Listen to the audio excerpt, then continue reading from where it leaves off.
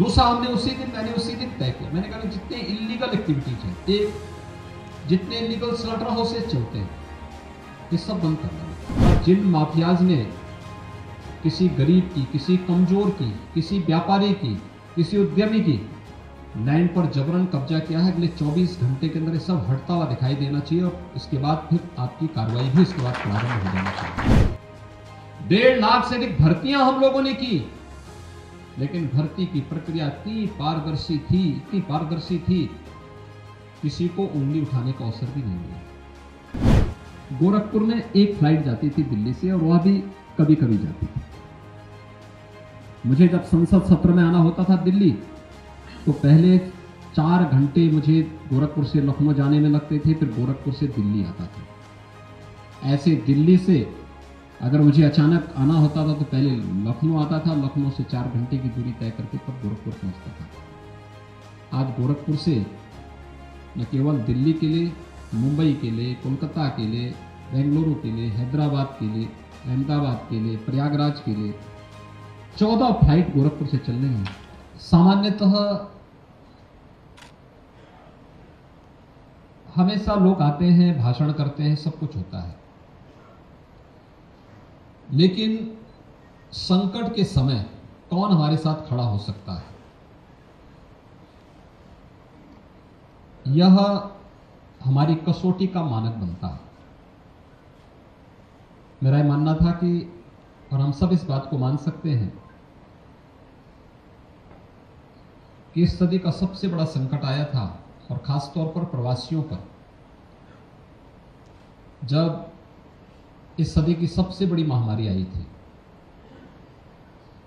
और उस महामारी के दौरान किस प्रकार की स्थिति थी।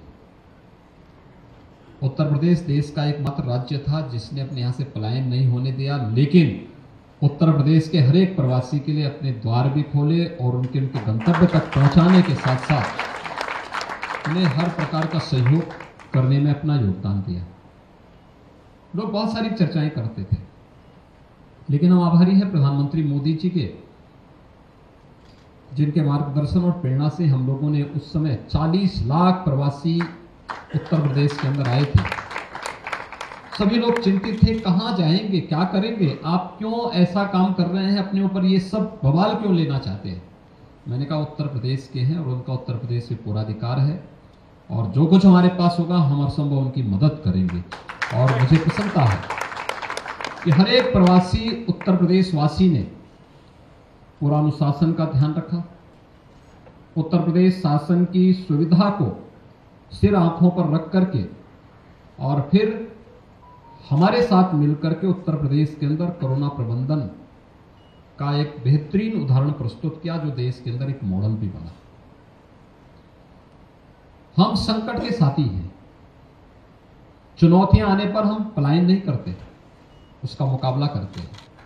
और उत्तर प्रदेश में आज बदलती हुई तस्वीर उसी का उदाहरण है। आपने बदलते हुए उत्तर प्रदेश को देखा है पिछले 5 साल के अंदर। हर एक सरकार ने अपने स्तर पर योगदान किया होगा, करना भी चाहिए, जनता इसलिए चुनती भी है। लेकिन आपके सामने यह भी उदाहरण होना चाहिए, उत्तर प्रदेश के अंदर आज से 5 वर्ष पहले हर एक व्यक्ति के सामने, उत्तर प्रदेश का नौजवान हो, उत्तर प्रदेश का कोई प्रबुद्ध जन हो, उत्तर प्रदेश का व्यवसायी हो, उत्तर प्रदेश का किसान हो, उत्तर प्रदेश की बहनें हो, उत्तर प्रदेश के किसी भी तबके का कोई भी व्यक्ति क्यों न रहा हो, उसके सामने पहचान का एक संकट होता था। पता नहीं लोग क्या सोचेंगे, लोग क्या बोलेंगे, लोग अपनी पहचान बताने में संकोच करते थे।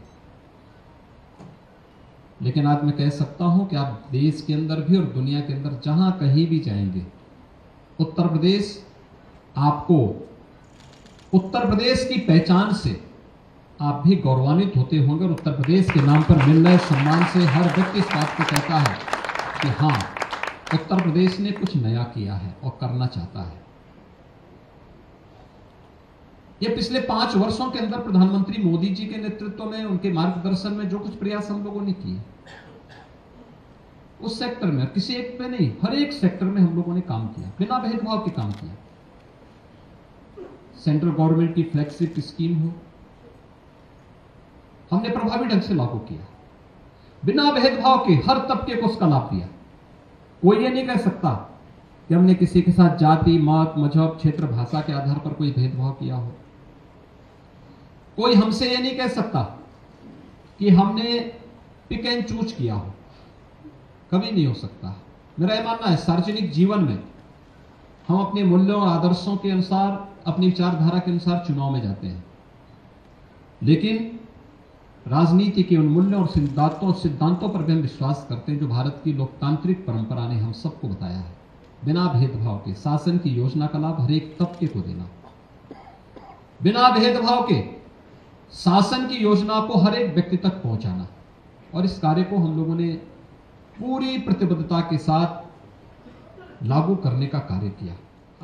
याद करिए, जब हम लोगों ने उत्तर प्रदेश में पहले दिन में आया था तो मैंने 2 काम किए थे। एक, आप लोग मुंबई में रहते हैं, बहुत संकट नहीं होगा, लोगों के कल्चर भी है, लोगों ने पहले दिन से ही अपने व्यस्त दिनचर्या को अपने जीवन का हिस्सा बनाया। लेकिन उत्तर प्रदेश के अंदर आज से 5 वर्ष पहले ऐसी स्थिति नहीं थी। बेटियां सुरक्षित नहीं थी, स्कूल नहीं जा पाते थे, जबरदस्ती उठाने की शिकायतें मिलती थी। बहुत सारे अभिभावक अपने बच्चों को दूर हॉस्टल में भेजते थे, जिनके पास कैपेसिटी नहीं, वो क्या करते रहे होंगे। बहुत सारे लोगों ने अपनी बेटियों को स्कूल भेजना बंद कर दिया था, बहनें बाजार नहीं जा पाती थी, हर जगह सुरक्षा का वातावरण था।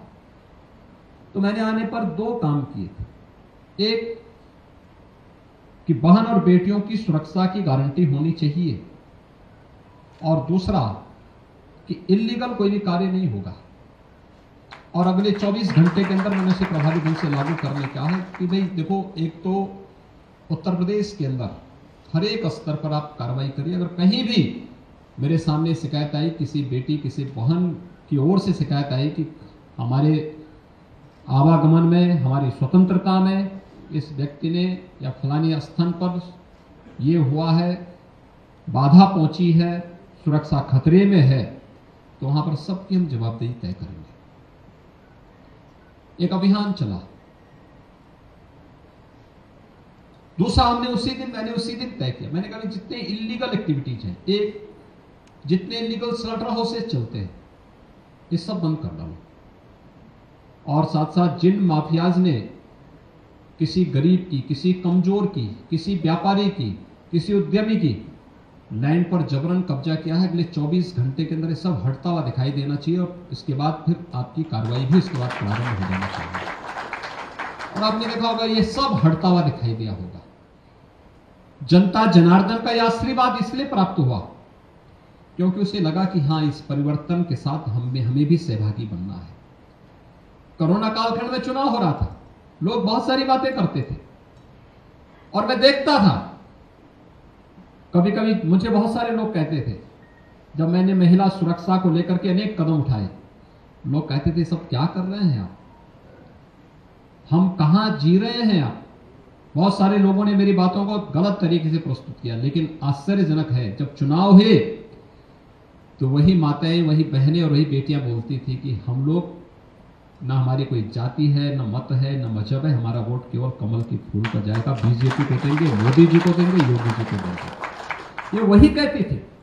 आधी आबादी ने उन सभी सीमाओं को तोड़ा, उन सभी बाधाओं को तोड़ा, और फिर से 2/3 बहुमत के साथ डंके की चोट पर हमारी सरकार फिर से उत्तर प्रदेश की जनता की सेवा कर रही है।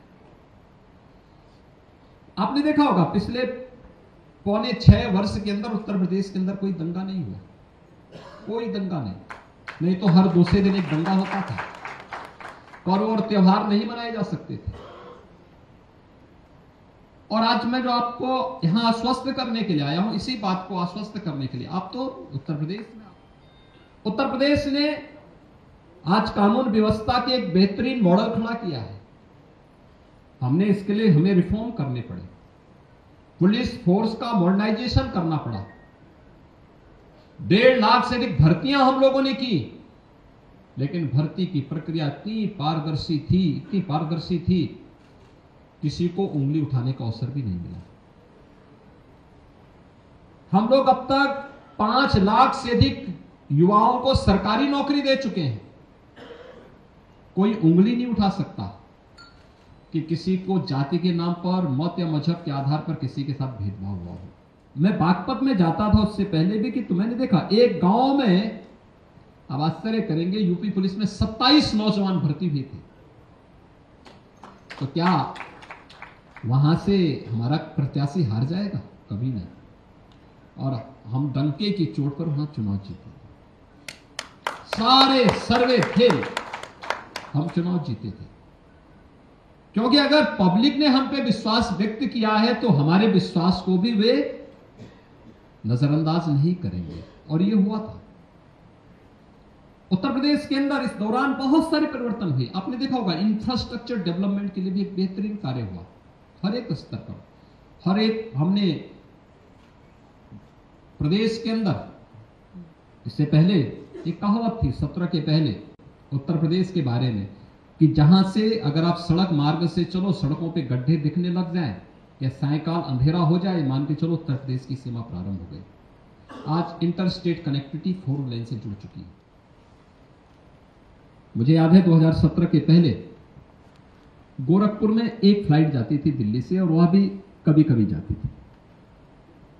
मुझे जब संसद सत्र में आना होता था दिल्ली, तो पहले 4 घंटे मुझे गोरखपुर से लखनऊ जाने में लगते थे, फिर गोरखपुर से दिल्ली आता था। ऐसे दिल्ली से अगर मुझे अचानक आना होता था तो पहले लखनऊ आता था, लखनऊ से 4 घंटे की दूरी तय करके तब गोरखपुर पहुंचता था। आज गोरखपुर से न केवल दिल्ली के लिए, मुंबई के लिए, कोलकाता के लिए, बेंगलुरु के लिए, हैदराबाद के लिए, अहमदाबाद के लिए, प्रयागराज के लिए 14 फ्लाइट गोरखपुर से चल रही हैं, और 9 एयरपोर्ट आज के दिन पर हमारे पूरी तरह क्रियाशील हैं। 10 एयरपोर्ट पर हमारा वर्तमान में कार्य चल रहा है, जिसमें से 5 हमने बना करके तैयार कर लिए हैं, और हमने एयरपोर्ट अथॉरिटी के साथ MOU कर लिया है कि भाई हम आपको ये एयरपोर्ट दे रहे हैं, आप इनका संचालन करिए, और इनके संचालन, इनके मेंटेनेंस की जिम्मेदारी आपकी, जो खर्चा आएगा राज्य सरकार उसका पैसा देगी, हम दे रहे हैं। 5 अन्य एयरपोर्ट हमारे निर्माणाधीन है। कोई सोचता था आजमगढ़ में एयरपोर्ट बनेगा? आजमगढ़ के नाम से तो लोग डरते थे। मुंबई में या कहीं में उनको धर्मशाला में भी रूम नहीं मिलता था। आज वहां एयरपोर्ट बन रहा है, विश्वविद्यालय बन रहा है, और उसी आजमगढ़ की धरती में सांसद जो बने हैं यही काम करते थे। इसी माया नगरी में रवि किशन जी के साथ ही काम करते करते आज वो आजमगढ़ के सांसद भी बन गए। चित्रकूट में एयरपोर्ट, आज उसका निर्माण हो रहा, अंतिम चरणों में चल रहा है। सोनभद्र में एयरपोर्ट, अलीगढ़ में एयरपोर्ट, मुरादाबाद में एयरपोर्ट, सहारनपुर में भी एयरपोर्ट, श्रावस्ती में एयरपोर्ट। श्रावस्ती भगवान राम के पुत्र ने बसाई थी,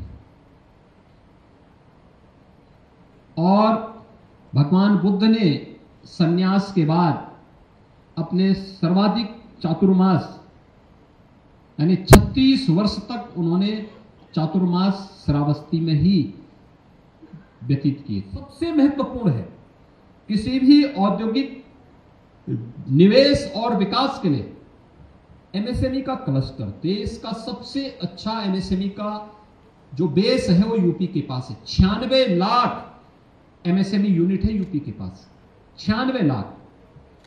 मुझे याद था जब हमने 1 डिस्ट्रिक्ट 1 प्रोडक्ट की अपनी नीति प्रारंभ की थी, 1 डिस्ट्रिक्ट 1 प्रोडक्ट की, परंपरागत उद्यम को प्रमोट करने के लिए हमारे पूर्वजों ने बड़े परिश्रम के साथ हर एक जनपद के साथ कुछ ना कुछ जोड़ा था, हर एक के साथ जोड़ा था।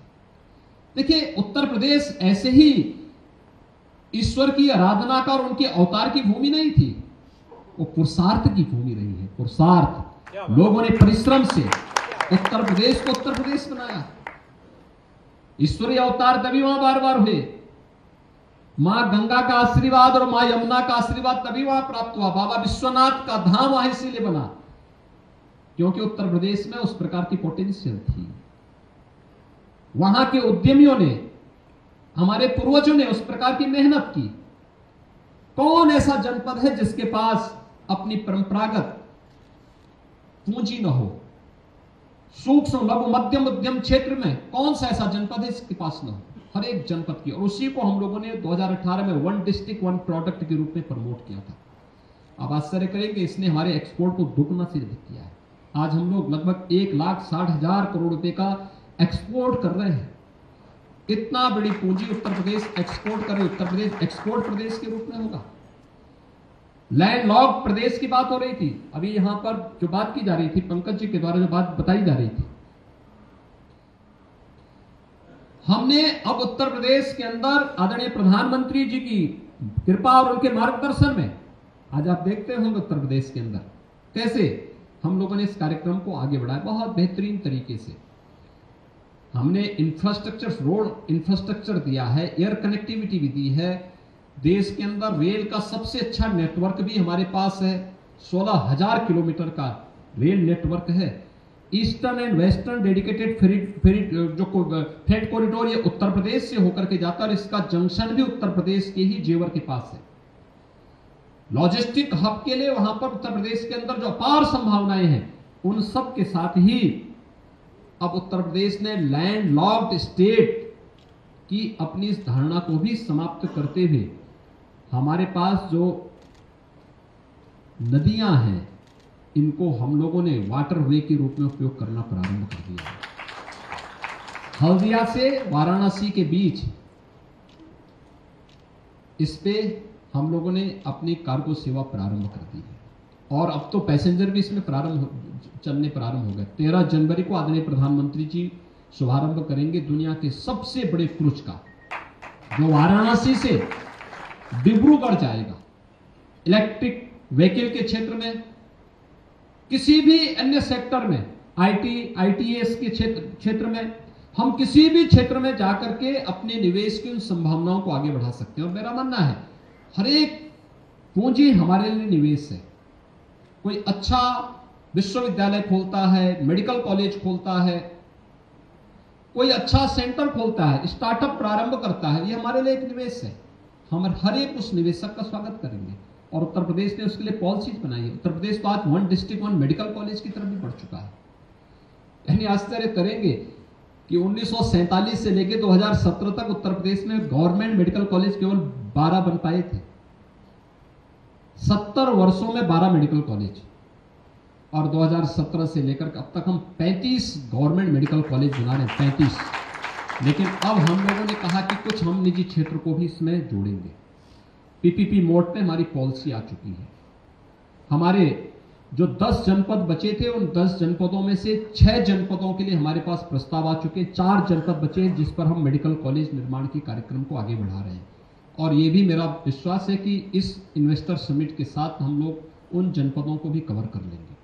उत्तर प्रदेश ने एमएसएमई की अपनी पॉलिसी बनाई है। 1000 दिनों तक आपको कोई भी लाइसेंस लेने की आवश्यकता नहीं। आप अपना निवेश करिए, सीधे जाइए, निवेश करिए, अपना आपने एक एप्लीकेशन दे दिया, निवेश करिए। 1000 दिनों तक ये प्रक्रिया अपनी चलती रहेगी। तब तक आप अपना निवेश भी करिए, प्रोडक्शन भी शुरू करिए, सरकार के इंसेंटिव भी लीजिए, सब कुछ करिए और उसमें 1000 दिनों तक अपनी प्रक्रिया अपने आप ऑटो मोड पर आगे बढ़ती रहेगी, कहीं कोई समस्या नहीं आएगी। बहुत सारी चीजें वहां पर हुई हैं और इन क्षेत्रों में जो हमारी 21 सेक्टोरियल पॉलिसीज हैं, मैं यूपी डायस्पोरा से जुड़े पदाधिकारियों से कहूंगा कि वो सभी सदस्यों तक अगर उसको पहुंचवा दें, या वो उसको डिजिटल प्लेटफॉर्म पे भी आप देख सकते हैं और उसका लाभ लें। उत्तर प्रदेश आज के दिन पर निवेश का सबसे अच्छा गंतव्य है और इसी को ध्यान में रख करके हम लोगों ने जो 8 टीमें भेजी थी, मैंने अपने वरिष्ठ मंत्रियों की 8 टीमें भेजी थी दुनिया के देशों में, जिन लोगों ने 16 देशों की 21 शहरों को कवर किया था। खासतौर पर एक जिस ब्रिटेन ने लगभग 200 वर्षों तक भारत में शासन किया था, उसे पछाड़ करके भारत देश की 5वीं बड़ी अर्थव्यवस्था दुनिया की बना है। दूसरा, आजादी के अमृत महोत्सव वर्ष में भारत G20 के देशों का नेतृत्व कर रहा है। G20 दुनिया के वे 20 बड़े देश हैं, जिन 20 बड़े देशों में दुनिया की 60% आबादी निवास करती है, जिनका दुनिया के 75% ट्रेड पर अधिकार है, जिनका दुनिया के 85% जीडीपी पर अधिकार है और जिनका दुनिया के 90% पेटेंट पर भी अधिकार है। उन 20 G20 के देशों का नेतृत्व भारत करेगा। उस अवसर पर हमारे लिए भी अपने राज्य से अपने देश को आगे बढ़ाने के लिए जो अवसर है, हम भी उससे वंचित नहीं होंगे। इस विश्वास के साथ मैं यूपी डायस्पोरा से जुड़े हुए आप सभी सम्मानित सदस्यों को आमंत्रित करूंगा कि उत्तर प्रदेश ने वैश्विक व्यापारिक समुदाय को उत्तर प्रदेश के अंदर आमंत्रित किया है, तो उत्तर प्रदेश तो आपका अपना है। आपको आमंत्रित करने की आवश्यकता नहीं, बल्कि आप तो स्वयं ही इस आयोजन के आयोजक हैं और उस आयोजक बनकर के आप सभी इस व्यवस्था के साथ जुड़ेंगे। इसलिए आज एक पहली संवाद आपके साथ ही मैंने प्रारंभ किया है। मैं एक बार फिर से यूपी डायस्पोरा से जुड़े हुए अपने सभी पदाधिकारियों को हृदय से धन्यवाद देता हूं और जो भी आपके प्रस्ताव आएंगे हम उसका स्वागत करेंगे। और उत्तर प्रदेश, हम इस बारे में कह सकते हैं कि अगले 5 वर्ष के अंदर आदरणीय प्रधानमंत्री जी की मंशा के अनुरूप $1 ट्रिलियन की इकोनॉमी के रूप में आगे बढ़ाने में हम सब अपना योगदान मिलकर के देंगे, तो उसका परिणाम भी हमारे सामने बेहतरीन तरीके से आएगा और वो परिणाम अवश्य आएगा, इसमें कोई संदेह नहीं होना चाहिए। इस विश्वास के साथ मैं आप सबकी उपस्थिति के लिए आपका एक बार फिर से धन्यवाद करता हूं। आप सबको आपका स्वागत करता हूं, अभिनंदन करता हूं। धन्यवाद। जय हिंद।